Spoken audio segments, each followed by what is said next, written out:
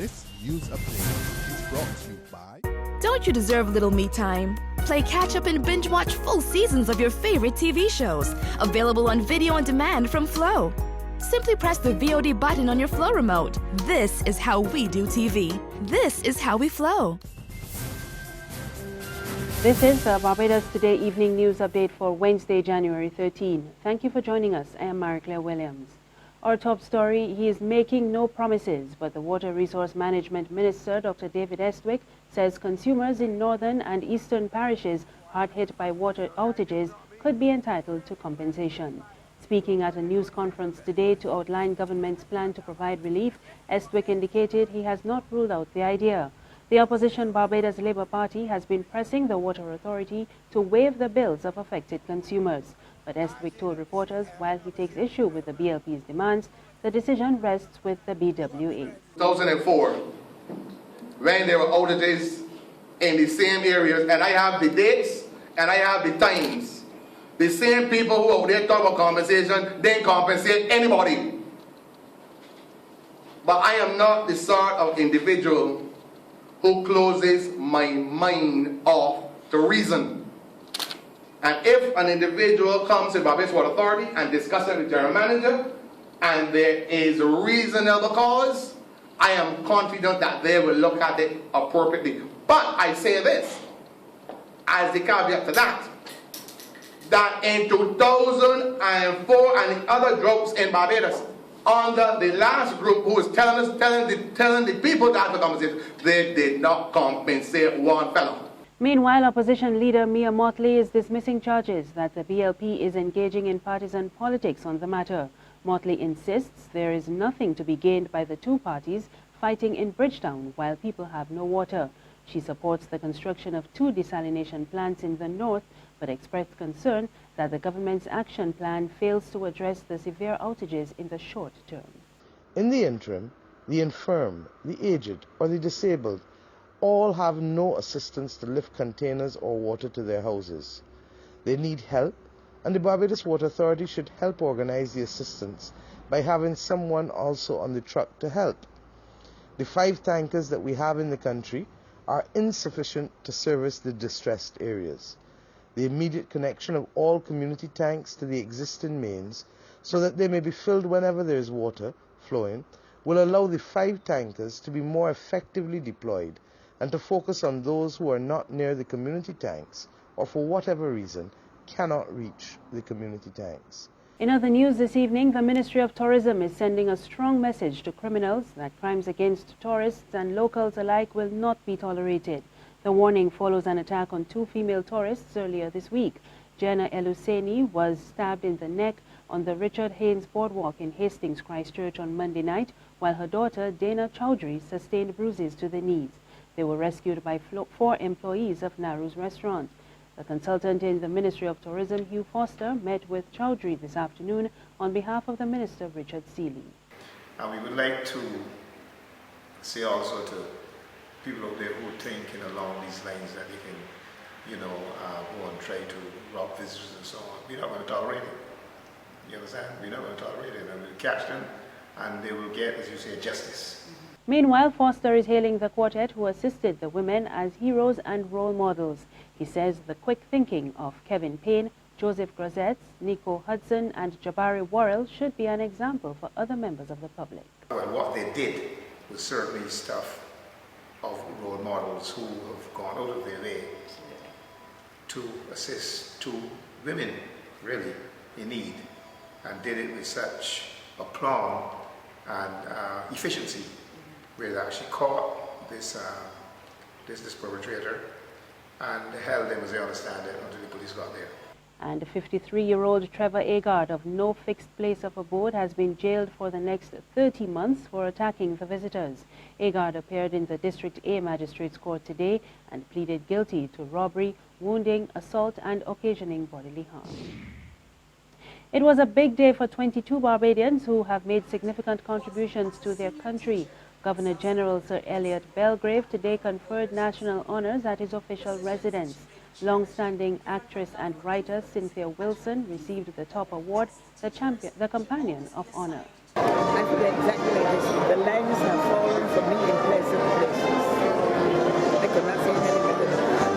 Educator Janice Badnock, public servant and diplomat Samuel Chandler, dental educator and lecturer Dr. Victor Eastman, and retired trade unionist Lavere Richards all received the Gold Crown of Merit for their contribution in their respective fields.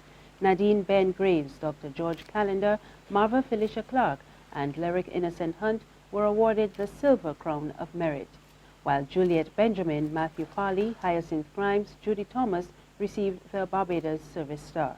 It was a proud moment for Mr. Farley. You know, the receipt of a national honor is always it gives you a good feeling, a sense of achievement, knowing that your contribution is recognized by your country, and that itself is an achievement.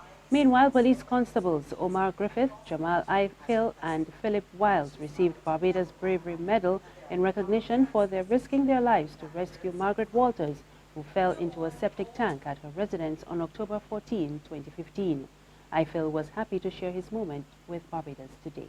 I feel honored, humble, appreciated. In sports, another top FIFA official has been sacked. Secretary General Jerome Valcke is out.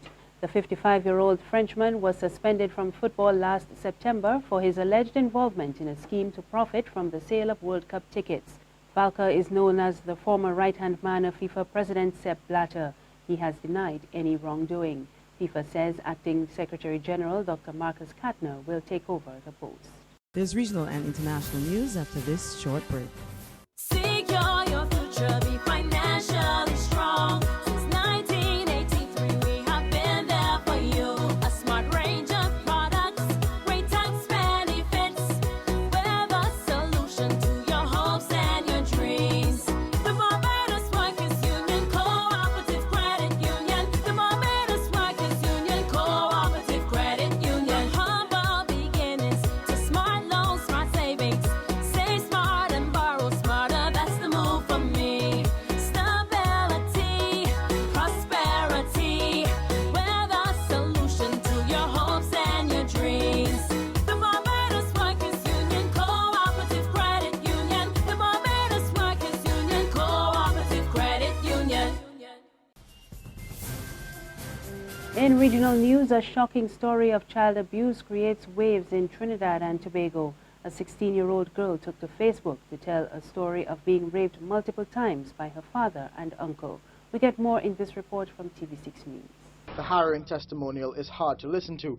The 16-year-old's face isn't shown, but she says her name and where she's from.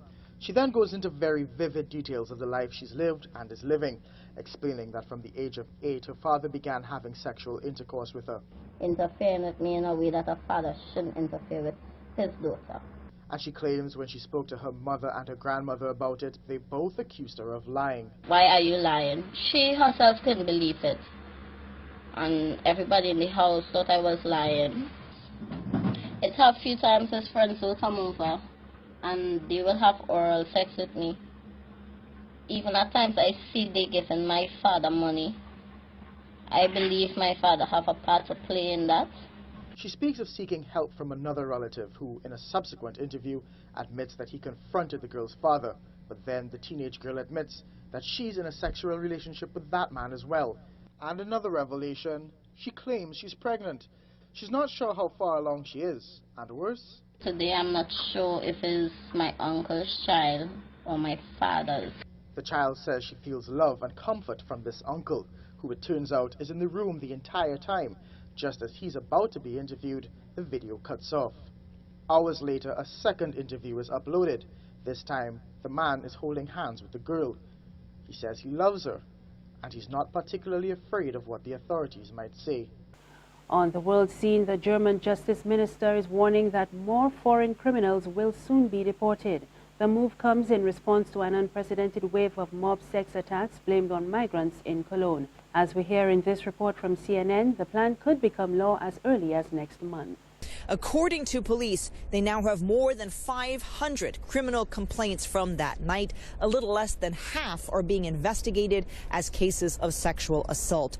The vast majority of the suspects are believed to be migrants or refugees. As you can imagine, that has caused a tremendous backlash throughout the country, but especially here in Cologne over the weekend. We saw hundreds of angry protesters take to the streets demanding an end to Germany's refugee policy.